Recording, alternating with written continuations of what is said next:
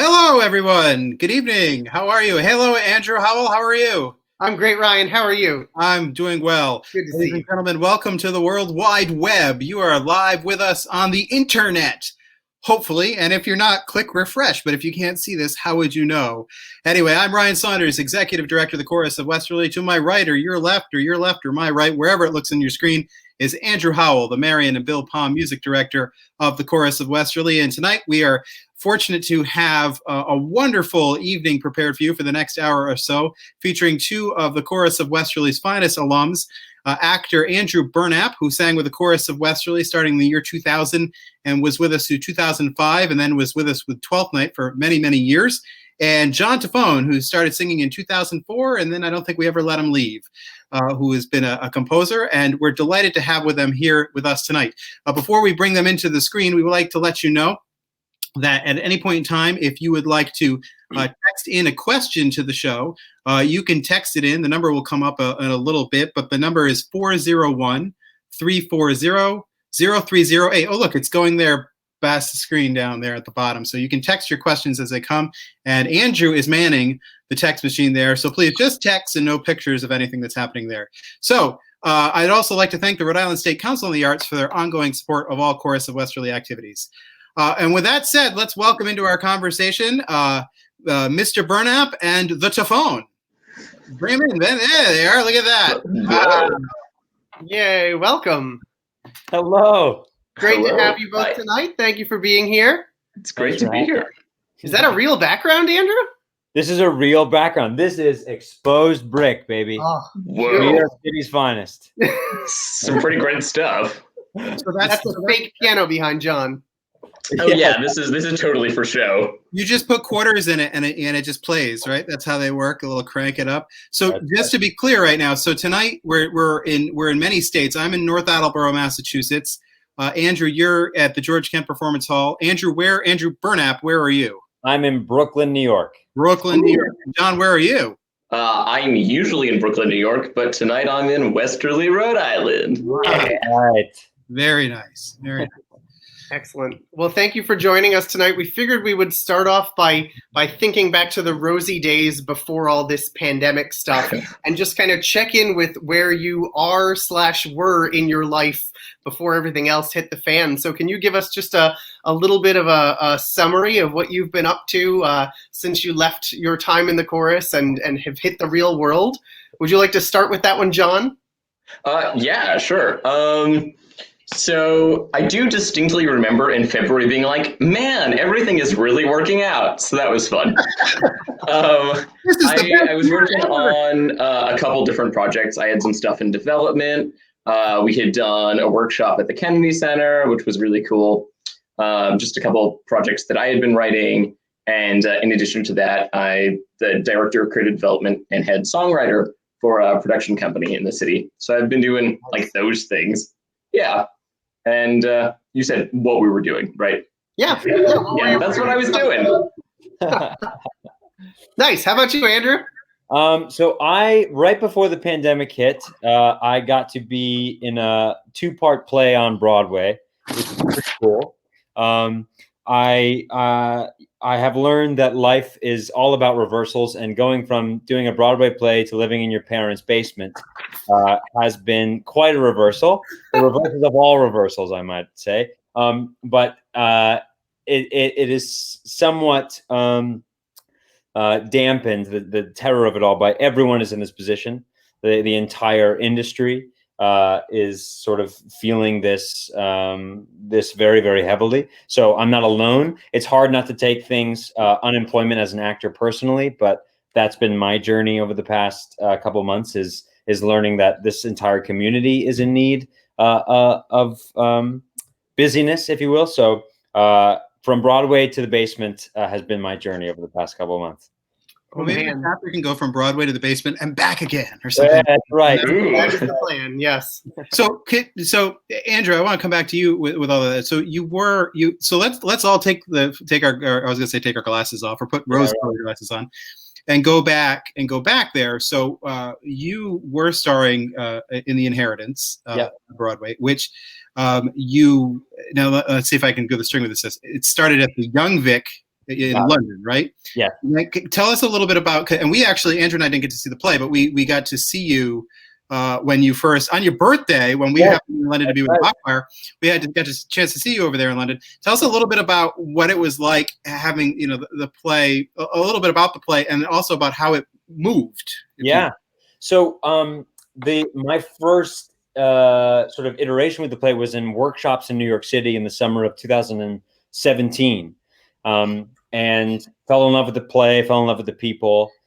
And so I was asked to do it at the Young Vic, and I had never, truth be told, been outside of the United States before that play, which is terrible. And I fully blame my parents, but we'll get to that therapy session later. I think doing a play in London was a dream that I didn't even realize I had, in a way. And their relationship to the arts, their relationship to theater especially, is so deeply ingrained in their culture. I found it so refreshing and so uplifting and so inspiring. And then moving it to the West End, you got to see where the sort of commerce and art meet a little bit more. The Young Vic was very much about getting the play on its feet. Our director called it the £1 Million Workshop. It was a 2-part epic play, sort of taking the mantle where Angels in America left off, about what it's like to be a gay man, specifically in New York City, in the 2015 to 2018, which a lot happened in that time. And so being able to do an American play in London was a very specific experience, because for a London audience, they were seeing other. They weren't necessarily seeing a play about them. They were seeing a play specifically about New Yorkers. So being able to be an American doing that play in London, I felt like I had a sort of an experience that not many people had there, watching the play. And then bringing it home to New York was an experience that's sort of beyond articulation. I mean, every opinion about the play, whether they loved it or they hated it, was exponentially stronger in New York, just as New Yorkers are. So every reference to a New York street, to a New York person, was sort of a competition within the aisles of who understood the reference more. Whereas in London, it was sort of a chuckle at a distance, or an understanding of the reference, but from afar. And then when the pandemic hit, it was an eerie feeling knowing that a plague that was coming ended this play that was very much a play about the generations after the AIDS epidemic. It was a very odd sort of cycle of a very odd cycle, but to be a part of it was something I could have never possibly dreamed of.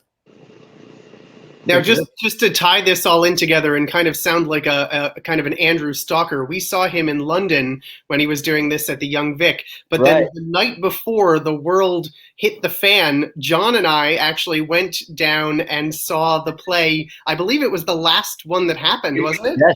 On March 12th or 13th or something. And then that next day, everything shut down. Yes, that's exactly right. Yep. I'm surprised. I'm surprised you all made it out without getting COVID. Me too, but it would have been worth it. It was amazing. Really, it was really good. That's like praise right there. Yeah. Yeah, right. I know. So yeah, that ended up being our last day. I mean, and when they called, I remember saying hello to you, going to get some sort of, because I had felt sick that day, and I had COVID. Wow. You did? I had COVID. You gave me a hug. I gave you a hug. I didn't know I had it. No, no kidding. I know. It's and then I got the antibody test, but thankfully I was no longer contagious or something, because no one else got it. I don't know what happened. I'm very lucky. I came home later that weekend, but now, so I'm in Brooklyn moving out, but I'm in Rhode Island. Happy to be there. Wow. Welcome back. Thank you. I'll take you back to Rhode Island. Yeah, right. John, I'm sorry. So for you, now you're back and forth. You were in Brooklyn a lot. Now you're back home. So what have you been doing? What have you been doing on your end to keep yourself busy during this period of time? How is it affecting you? Yeah, great question. So, I mean, obviously, well, not obviously, but my favorite part of writing is the part where you get to like share it with people. So that's definitely been weird. You can obviously keep writing regardless of, whatever's going on, but there is sort of like you're in a box and you're just a composer in a room with the piano, just trying to write something and be like, someday someone will sing this or hear this. So I've been working on a couple different projects. We're trying to move into some like song cycle type things and like see what can be released digitally and do some things like that. It's kind of a wild world out there. I've also been doing some projects for the chorus. Woo! We optioned a couple projects, some different rights for stuff. So we got some ABBA songs and the YMCA and Most Wonderful Time of the Year. And I'm also working on an orchestral and choral version of A Christmas Carol, which has been a lot of fun to work on. Right. There's like a whole bunch of like projects. So, check out Next Summer Pops because that'll have a whole bunch of stuff.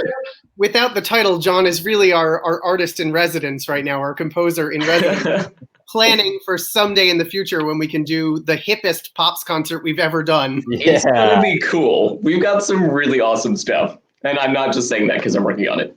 But like, having listened to like Dancing Queen, like, I don't know, 15 times a day, every day for the last like month, I'm so pumped up right now. Anything's possible. Do you know when I was in high school, the only time I ever went to Disney World, I was there for a marketing competition, and they took all these kids to Planet Hollywood, the big film thing, for dinner. And we were walking in, and a limo pulled up, and on the license plate it said ABBA. And I'm looking at it like ABBA, like who's above, or is that like a form of music? It's definitely a music form. It was not. I mean, people got out. We shook hands and took pictures. I had no idea what was going on. I'm like, this is great. Don't know who they were, but. And so I'm explaining this story when I got back home to somebody in the chorus. They're like, wait, time out. It might have been Amy Blanchett. You met ABBA? I'm like, I don't know. I met people who got out of a limo. So who knows? But I'd like to think I met them. Yeah. Andrew, what have you been up to through all of this? Andrew Burnap, what have you been up to on your time? What have I been doing? Yeah. I've been doing a lot of reading, a lot of understanding my role as a citizen of this country and this world, doing a lot of educating myself, and doing a lot of unlearning of things that I thought that I knew, but did not. And my sort of role as an artist, as a rebel, whatever you want to call us. I needed to understand more about myself and more about my role in society in order to create art that is worth it in my mind. I've been doing a lot of that. I've also started teaching a class at URI. I'm teaching an acting class to the freshmen there, and that's been very, very rewarding. And I've always, ever since my time in the chorus, I've always viewed teaching and handing down of sacred forms to be just that, sacred. And so it's been very important to me that, I would have this experience in school and undergrad and grad school of learning something and truly wanting to send mass emails to everyone that I know of what I learned, because I was so excited about it. And so this is my chance to give back to certainly one institution that has given me so much. So that's been taking up a lot of my time. Thinking of lesson plans and going to faculty meetings. I want to apologize to every teacher I've ever had in my life. They're superheroes, every single one. Yeah. The humble experience. That is yes. That is for sure. Andrew, you want to ask the next thing? Andrew Howell. Yeah, so I actually am going to go to the phones for a minute since I have this phone. This is so high tech. I know, right? Yeah, this old cell phone is so high tech.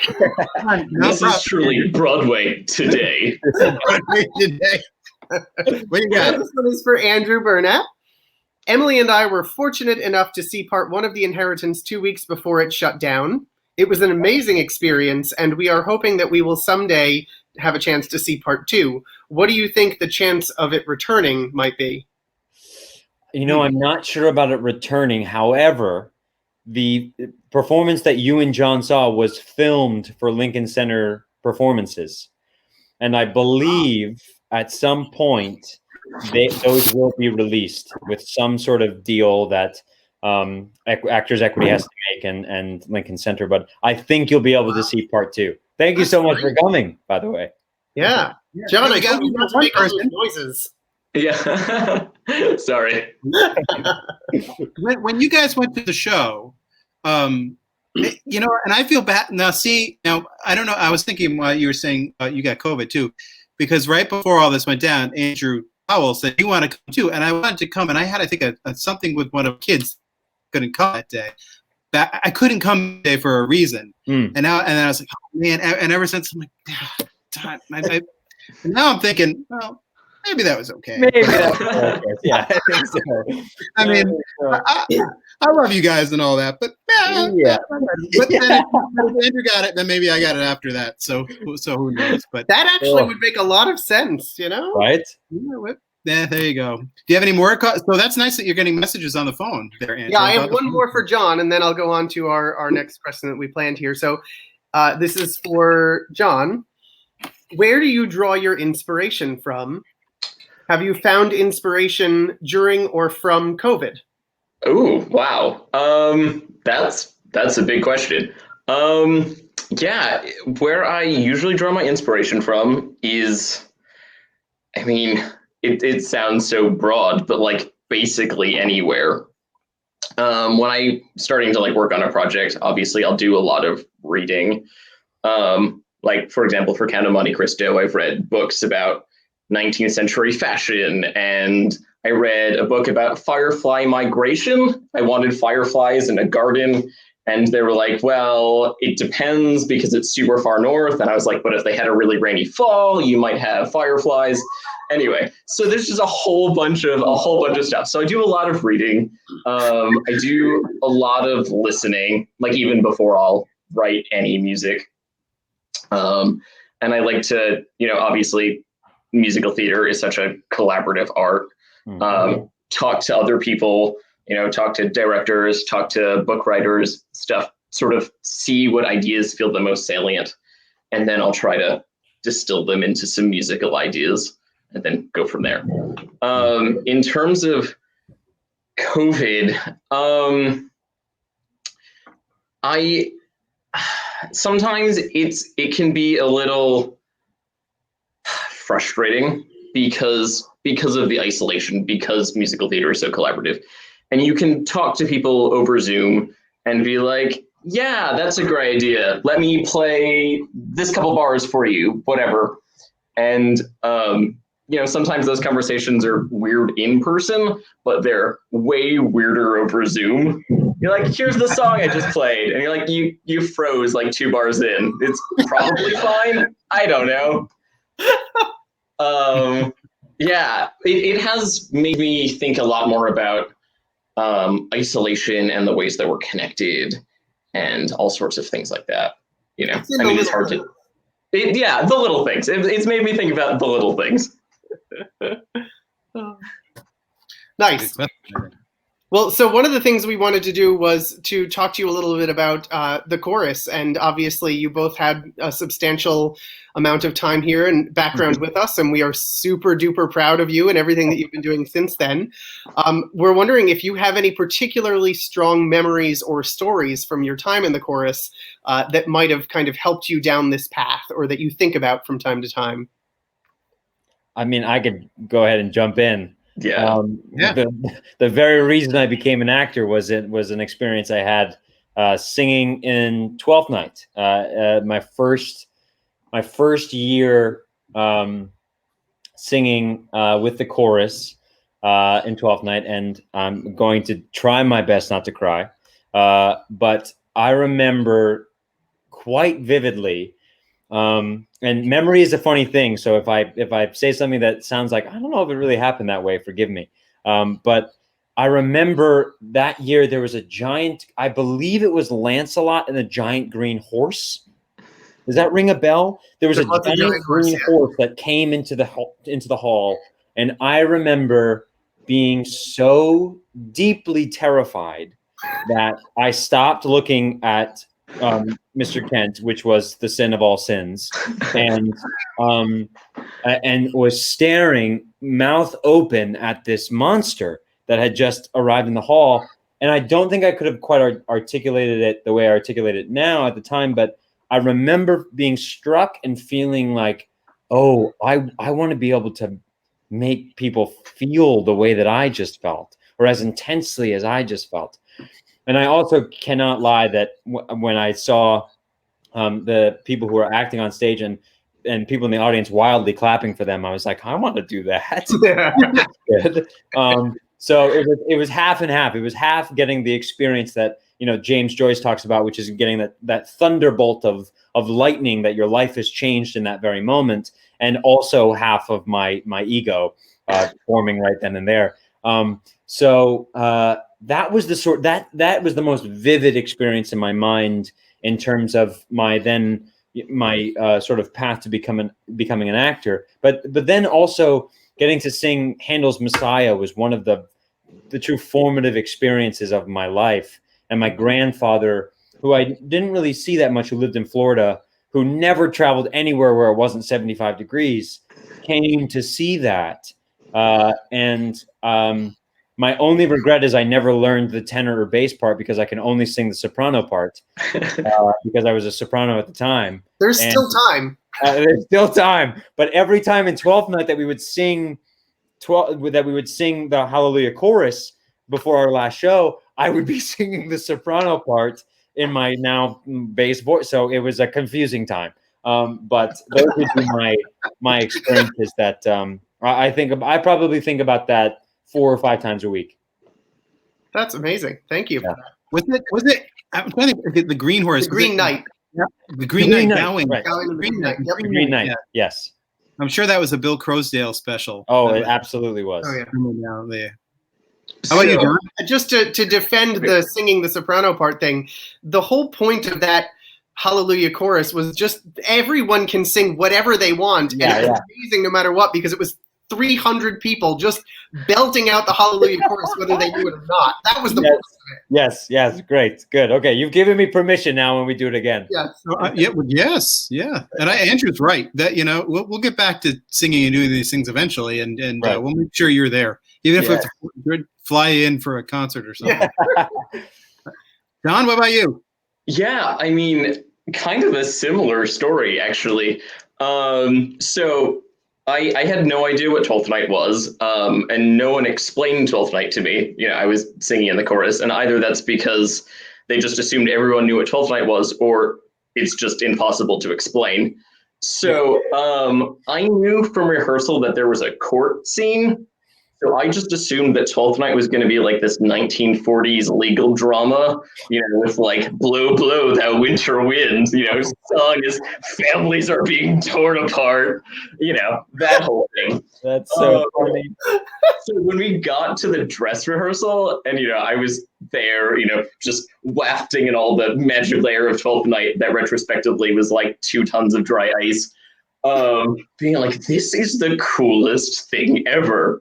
There was a griffin. It was so cool. And I was like, I really want to do this next year. Like, I have to act in this show. And I was Wayoon the Moon Sprite. And I still remember all of my lines. They were, look, that man's got a thing. You're more beautiful than a queen. We're here for the 12th Night festivities. And the bad man, he took Chloe. She's dead. Wow. Anyway, we did incredible, and I mean, it was so much fun. It was so cool. And I remember the last show, there were like 5 of us kids who were different elements, and I was the moon because those are the elements. And Father Christmas was behind us, and like everyone had like lines about how beautiful it was, and we didn't want to go. We were like looking up at the stars. And I just remember thinking there, I was like, I never want this moment to end. Like, I just want to be able to do this forever. So yeah, I mean that's my 12th night story. You know. That's pretty amazing. We have working behind the glass right now. Dave DeAngelis. Hey Dave, can you throw up that picture that I sent you? If you're eavesdropping. Okay, now I want you to look at this picture, friends. If you look down by the brown flag right there, I believe that's you, John, right? That is me. And if you look in on the other side and up, wearing like every medal possible, there's a little certificate, the third row there. That is Mr. Burnap. And I also want to point out, actually holding the brown flag right in the middle, that is our current Deputy Executive Director, Castine Castetter, right there. So wow. Look at that picture right there. Oh my gosh. So there's some proof that you are all once young and adorable. I guess we all were. Oh, wild for me because so Pam Young keeps exceptional records of the chorus and who's been in there. And so whether you know it or not, every member of the chorus has an official number of when they joined in their season of alphabetical. So Andrew Burnap, you remember 1704. And John Tafone, you remember 1804. Oh, wow. But Andrew Howell, you remember 1508. So you almost made the string work there. I was 1189. But what's wild for me is I know we're not all that far apart in age, but we're like each a different class of treble. If you kind of there's only one class of treble. Yeah. That's right. The treble class. And that picture I happened to see just by coincidence this weekend when I was looking for other pictures from old chorus stuff, and I looked and I saw Andrew Burnap up in the corner. I was like, oh, that's amazing. I was like, I wonder if it's one with John Tafone. And my eye just moved over. I'm like, bingo.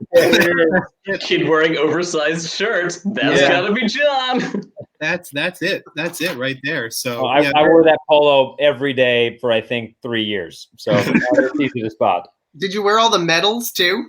No, you know, I might have. I don't know. I might have. One of those medals, I'm pretty sure, was like we made like they were not cookies, but they baked them. I think Debbie and Amy. Oh yes, or something. They had like the gold paint on like the eighth notes. There were eighth notes on it. I think it's. I mean, they have a half-life of about 50 years. I think mine's still in the garage somewhere. So that's pretty cool. Andrew, do you want to keep going or? Yeah, I have one more that I found interesting on the phone, so we'll go to the phone again. Go to the phones. Oh, rotary dial? Yeah, hang on. My computer's telling me low battery. How do you work this thing? Hang on. Okay. So this is a good one. For both, were you ever at any point met with an obstacle that you thought at first of leaving your pursuit of the arts, and how did you push past it? Ooh, that's a good one. That is a very good one. I mean, you might be in the middle of it right now. Yeah. John? Yeah. Let me drink some water and think about it. I mean, I don't know if there's ever been a thing, like a thing. I mean, I think there are definitely, you know, in any creative sort of field, you know, there's always that loose day where things just aren't coming together, you know, where like that day where you'd spent 2 years working on this one song, and it's been rewritten, and you had like a 2.5 month argument over the word "the," and then the entire scene gets cut anyway, and you're like, oh, you know, so the frustration can be real sometimes. You're like, I don't know what to replace this with. Everything I've tried hasn't worked, and there's that special musical theater thing, or like I guess any theater thing, of like, if it works, it works, and you can't always explain why it works. It just happens and it works. You know, that extra magical theater element. And some days it isn't there. And I find that I get through those days by like reminding myself that like why I why I did the things that I did, and being like, no, I know that I made this decision, and when I made this decision, I thought through my options, and I was like, this felt like the best decision. I'm losing track of the question, but it does find ways to come back around, and on the days where you're writing and it doesn't, it might not be fun because of all that frustration, I like to start like another project, like a little something that I won't share with anybody, and I'll write something stupid, just because it's fun, and then I'll remember that it's fun and I do it because it's fun. So if I'm not having fun, it's just finding that again. Yeah. Great. Thanks. Yeah. I hope I bought you enough time to come up with something. The obstacles in terms of the life of an actor are daily and multiple times a day. Most of what you're told as an actor is no. Most of what you're told is thank you, we'll call you. Most of the time, most of the work is auditioning, unless you're creating your own work and finding producers to produce it. And most of what you're doing is walking into rooms and saying, this is the work that I can do, and them saying, great, thank you, that's not what we're interested in. And then you get the one yes that makes it feel like it's worth it, or the two yeses. But every sort of acting itself is not acting without an obstacle, right? Conflict storytelling is all about conflict and change. And so living the life of an actor is sort of, in my mind, trying to walk the walk. You have to, if you believe in yourself and you believe in this thing, and you have the experiences behind you that say, no, I'm right in doing this. I know that I have what it takes. I know that I want to do this in whatever form you decide to take. I think those obstacles are what shape you. Those obstacles are the things that, when you get knocked down and you learn how to get back up again, you are stronger for it most of the time. And so I think those very obstacles, those things, those people that told me no, those are the reason that the yeses make me fly. The yeses make it all worth it. So without the obstacles, I think it would be, I don't know what it would look like. So for the days where I do feel frustrated that, where it's like, is any of this worth it? Something comes around to let you know that it is. That's a great answer. Yeah, absolutely that. Everything that you said. Yeah. Well, if you devote your life to the arts in any way, one, I think you're a special person to begin with. Not just because we're all doing it, but I think you see, at least so my field is on the management and administrative side of things, and there's such, and I know this is on the performing side of things. There's such burnout, and there's so many people who not lose their way, but just they can't do it anymore. And it is a tough field. And for both of you, thinking of all of us, but for both of you, in terms of what you do, there can't really be a worst case scenario, and there's no clear end to it. I think that's the biggest frustration. There's a lot of frustrations, but one of it is that we can't definitively say when are we going to get back to normal and how is it going to be. But if we were, let's just say things are starting to get back there, what is one thing that you would be looking forward to as we get back to normal, or if we get back to normal? Like, is there something that, man, I can't wait to do this again, or something like that? John? Yeah, I can't wait to make live music with people. Like writing songs and then being like, here is this song in my head, and I hear it in my head, and that makes me feel crazy because you can't hear it. Like there's something about when you're writing music and musical theater, music that has narrative, there's elements that are, more important than the music itself. It's that storytelling element. And, when music is just on the page or whatever, I don't know. It's not the same. It's not music. It's just a book or something, How about you, Andy? So I'm just so excited for to be able to do that again. Yeah. I mean, so I'm greatly looking forward to, one, being in the audience for anything live. Two, I'm greatly looking forward to this sort of, I mean, after this craziness of the past couple of months, it has provided us with a pause to ask a lot of important questions, certainly in the world of acting and producing stories, of what stories are we telling and why are we telling them. And I'm greatly looking forward to getting back into the room with other actors and other storytellers and musicians to sort of, as the greatest user of the English language said, Shakespeare, hold the mirror back up to nature and say that, so much of our lives are to take turmoil and make sense of it for humanity's sake. And we're not able to do that right now.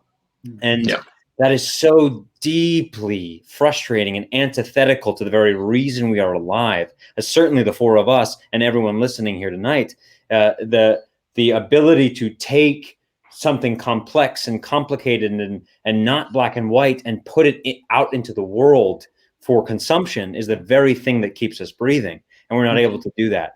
So I, for one, am very much looking forward to breathing that sigh of relief again, and that we can make sense of some of these things, and try to build bridges rather than burn them between humans. And when we go to see theater or go to see live performance of any kind, we are subconsciously going there to be changed. We are subconsciously going there to have our lives changed in that very moment, in the smallest of ways and in the largest of ways. And so I think having that taken away from us and having to see everything on a screen is detrimental to humanity's growth as a species. So I'm looking forward to growing again. That's a good answer. You're both good. Both good. They're both good answers. They're all good. So it's just, they're tough. These are tough. It's tough. It's tough. Yeah. Throw some softballs. Like, come on. I'm not good at sports. Softball coming. You want to go? You got any more on the phone there, Andrew, or are you caught up? That's it for now on the phone, but I do have a softball I could throw you if you want one. I love softballs. So here's one for fun from Ryan, but I'll ask it anyway. If you were writing and starring in a musical about the Chorus of Westerly, tell me what it would be like, and what role would Andrew Burnap play in it? Okay. Wow. That's a hell of a softball. So I mean, approaching any like musical project, like you have to be like, okay, what type of musical are we writing? I think to genuinely write a musical about the Chorus of Westerly, because there are so many, important characters, and there's so many important like emotions and things like that. A traditional musical theater format would kind of, I don't want to say plow through that, but it wouldn't allow us those moments. So I think genuinely going like a concept musical sort of route where we've got like vignettes of different like moments of the chorus, we can do things like that, just all hooked around making music and art and stuff like that, I think would be really cool. But what would be more fun would be writing a traditional musical theater musical about it. So first, obviously, you need an opening number, right? Bam, opening number. And the opening number in a musical is like, here's what the world is like every day, so you understand like where your characters exist. So we'd open with Pam's birthday, because it's always Pam's birthday. Tapped in. Right on it. It's Pam's birthday. Okay. So, we've got whoever the main character is embodying the Chorus of Westerly. So this could be Mr. Kent. This could be Andrew. It could be Mr. Kent in the, original production. And because this is going to get a revival, it could be Andrew in the revival. I don't know. Whatever. Yeah. Who knows? So we got that going on. As Andrew said earlier, conflict drives the plot. So we need like an antagonist or something. So maybe like an oil baron or something, classic villain, comes in, finds there's gold buried underneath the Chorus of Westerly Hall, right? Is planning to destroy the Chorus of Westerly to get the gold, right? Okay, so that's our rising action. Bam, Act 1. What's going to happen? So Act 2 opens with the Morris Men coming out, and they do the Abbott's Bromley horn dance. Of course. You They know. weren't invited, though. Right? What says coming back from intermission? That's the obstacle. That's the obstacle. They weren't I'm invited. sorry? Oh, yeah. Right. And they do like that, they do the dance with like the sticks, and they're like banging on the floor, and the floor has been weakened because of the oil baron. So there's all of this gold right underneath. Bam, crazy, hill behind hill. The oil baron's still alive. He comes back. It's a concert weekend. Bam, the chorus is doing Carmina Burana, right? So we're going through. We're doing the music. We get through Fortuna Plongo. We're doing Blondie Fort Alina. We're at the end. It's the last movement. The tam-tam happens, right? The oil baron comes out of nowhere, right? He's got like, I don't know. He runs up on stage. He takes like Alexi's bow or something. So he's got this bow. Mr. Kent is conducting the finale of O Fortuna, right? And then he's still like dueling or whatever. I don't know. I like musicals that have duels in them. Dueling with the bow. Homecoming trophy. I'm sorry? Yeah. To be clear, we're dueling with a bow. All right. Now, Right. And then we have like, okay, I'm stealing this from Chamber of Secrets, but we have Popsy the Owl come in, and he's got like a lobsterman hat or something, and there's like a big conducting baton in there. Bam! Final blow. The oil baron falls into the hole. The Chorus of Westerly has all of this money. They get a new HVAC system or something. Everyone's clapping because it's the end of the show. Instant built-in applause. Bam! Everyone loves it. Drinks are like $15. Yeah, that's my musical pitch. Wow. I don't know if you have anything to add to that, but Wow. I literally have nothing to add to it. Wow. That is all. Thanks. Thank you. Well, there you go. I mean, Broadway is calling. They're like, we want that show. Yeah. Andrew, if it doesn't work out back in New York, I right here, This is it. at the hall. I mean, I can smell the Tonys, folks. I mean, it's. Oh man. Your first pitch was interesting. I kept thinking, he's pitching a camp talent show. But this right here, I mean, we could go the camp talent show route. I mean, I don't know. You got to have something to tour with, or a sequel. Don't give up on sequels either. I mean, oh yeah. Sequels and music, that always works out super well. I'm glad you put some thought into this, John. Don't mind me. That's wow. Will you turn around and play the opening number for us now? Yeah, sure. The Pam's birthday number. So obviously, because it's Pam's birthday, we got to start out with right. That's like our little overture chords. It's in black, right? And then it's like, and then I don't know, some sort of like initial subject. Or something, right? We do that of that bump, bump, bump, bump, bump, right? We do that. I don't know. Maybe we do a little like canon. That could be a canon. I don't know. Well, now we know what John's working on for the rest of the pandemic. Yeah, I mean, I've been doing this and playing Roller Coaster Tycoon, so it's a great life, Right. Woo! Oh, Wow, that's something. I don't even know where to go with that, but. I thought of something when you mentioned camp. Do you have a terribly either fun or embarrassing story from like the camp talent show or something like that you want to share? Anything that sticks out? Do I have Your favorite Snipe Hunter? I don't know. Do I? Do I have an embarrassing camp story? You are saints, like saints. I don't think. I think that we don't. This isn't the embarrassing guests that we should have on. I guess I kind of have an embarrassing. I don't know if you have one. It didn't have to be embarrassing. That was one of the options I gave. Oh, got you. Would have been fun. Like embarrassing talent show story. It's just like I remember one year. They was like, oh, I'm gonna like play the piano or something, and I was just like making up a piece of music.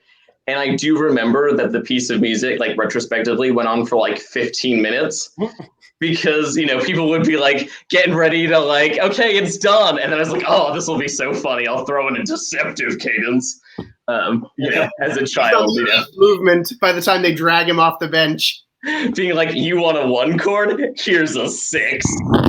You're a wild man, John. Classic humor, Woo. That's definitely one of the challenges, I think, for all of us on this call right now, whatever this thing is that we're doing tonight, I don't know where we are, is that we all grew up through the Chorus of Westerly. So having been a young child and done all of those embarrassing things that you do just as you're growing up and becoming a human being is in the memory of all of the other adults that we now have to deal with as actual functioning adults and kind of move past that childhood.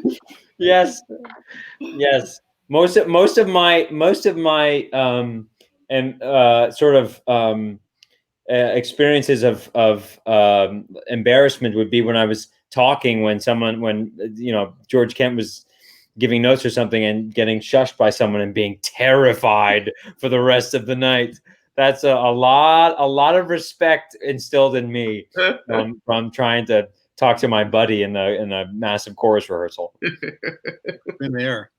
So how about going away from camp a little bit? So do you, and maybe we'll start with you with this, Andrew. Do you have any interesting kind of theater stories or any kind of fun experience with maybe a well-known person? By the way, I watched one of your interviews. What was it? The Broadway Today or Broadway.com? I can't remember which one it was. I went out, I was like, I got to watch a whole bunch of these interviews. You've done so many web interviews. I'm like, dude, this guy's pretty cool. I feel like I can talk about a well-known person. Oh, man. But I saw one of your interviews, like Justice Sotomayor was at the show, yes. Is that right? Yes. So that's just neat. But do you have any like interesting other stories like that? I have. Okay, so one that's sort of one of my favorite theater stories to tell is one when I got to do King Lear in the Park with John Lithgow. And John Lithgow played King Lear, and if there is anyone who knows how to embody Shakespeare's language, it is that 6'4" beast of a man. He is truly, and everyone says this, and it's true, he's the sweetest, kindest, most generous soul on the face of the planet. And he was watching him work with the likes of Annette Bening and Jessica Hecht was a masterclass for us. It was between my first and second year of grad school. And I just sat there in rehearsal with my notebook and just took notes. Every time he would do it was different, but not just for the sake of being different. He understood the given circumstances so deeply that he could very much play within them. And how the language came out was just determined on the spontaneous moment. One of the most incredible things that ever happened was we were probably 3 weeks into the run, and in the last scene of the play, spoiler alert, King Lear's daughters die. And he's out there with Cordelia. And it's one of the most incredibly written scenes because Shakespeare goes against his entire meter for that scene. And he, as King Lear is sitting there with his daughter in his hands, who has just died, he says, never, never, never, never, never, 5 times in a row, going totally against Shakespeare's rules of the meter. Which is just one of the most beautiful moments. But before that, he comes out, King Lear, and says he has howls, 4 howls. So he literally, King Lear howls at the moon with with his daughter in his arms. And as John let out the second howl, it started to downpour. Wow. And everyone on stage just absolutely lost it. I mean, it was this thing of calling to the heavens, and the heavens answered. It was one of the most I mean, even thinking about it, talking about it now, it brings tears to my eyes, because it was just a reminder of, there's this great book called The Courage to Create, written by Rollo May, in which he says that theater making, music making, live performance making is actively invoking the jealousy of the gods, because we are aiming to be immortal in some way. And so when he did that and the heavens literally opened, it was a reminder of, oh yeah, we are playing with things greater than ourselves with this stuff. So that's my nice story that I always like to tell. That's an amazing story. Wow. That's I mean, trying to come up with a story to tell after that story. Well, hey, hey, Mr. Musical, like you just gave like both doing fine. Well, this past summer, I called a theater company. Was working on a project. Called up this theater company. Super important theater stuff. So they put me on hold because my call was very important to them, and they were going to get to it in the order in which it was received. So anyway, I was on hold for about 15 minutes, and I had written the hold music. So I was on hold to hold music that I wrote, which was just like a real coleslaw of emotions. So anyway, I did what like any normal composer would do in the situation, and like I got a notebook so I could write down all the things that I would want to fix if I ever revisited this chart. So I was like going through, and they took me off hold right when it was getting to the good part. And I was like, wow, you have some really great hold music. He was like, yeah. And I don't know. It was just great. It was fun. I didn't know you wrote on hold music. That's yeah, I mean, it was some incidental and some like utility music from a project I had done like 5 years ago. Yeah. And they were just using it as hold music, So I was like, I mean, I'm glad it's still getting plays. I mean, awesome. On hold though, but it was fun. It was super fun. Every time someone calls, he gets 2 cents in the mail. That would be a lot of money. That would be super generous. If we have like 8 cents, that would be insane. That's that right there. Future endowment fund right there. Andrew, you good? Or you got anything else on the phone? So I have one I'm just curious about. You're both still young and up and coming and doing your thing. It's true. But having kind of just stepped into this phase of being out of school and being in the real world, do you have any advice, especially right now in this very strange time when people are kind of looking at what their future is? Do you have any advice for the young composer, the young actor, anything that you'd like to say to them? I mean, the greatest advice ever given to me are 2 things, and one is more serious than the other. The quote that was said to me that I think is very apropos to this time is, "Do not waste your suffering." That to me is one of the greatest phrases to me, and suffering comes in all many different forms, in small ways and large ways, but it very much informs who you are and your view on the world, and to put it to use in whatever way that means to you, either in your art or in your activism or in your community outreach, whatever that be. And the second is say yes to everything while you can. There will come a time where you want to start getting into shaping a career, whatever that means, and saying no to some things. Often the word no is a powerful agent, but for as long as you possibly can, say yes to everything. Say yes to painting sets, say yes to stage managing, say yes to writing music, say yes to singing the music say yes to singing and you've never sung before, say yes to all of it, directing, whatever, because it will inform you and sort of teach you what you want to do and what you don't want to do. But for while you can, I would say all the different things that you could possibly do to inform it, might as well try. Which is particularly interesting in the arts, actually, because I think in a lot of ways we are kind of forced into that in our lives because we're just trying to make ends meet with any job we possibly can. Totally. And so you do tend to dabble in many different fields and get to test a lot of that. And if you say yes to it and have all of those experiences, I totally agree. It's a great way to kind of shape so that you then have a perspective on every aspect of your work. Mm-hmm. Totally. And you never know when that project that passion project that you want to do so bad, you need to be able to hammer a nail last minute's notice. You need to know how to do all of the things just in case, because it will very much come to that at some point. Yeah.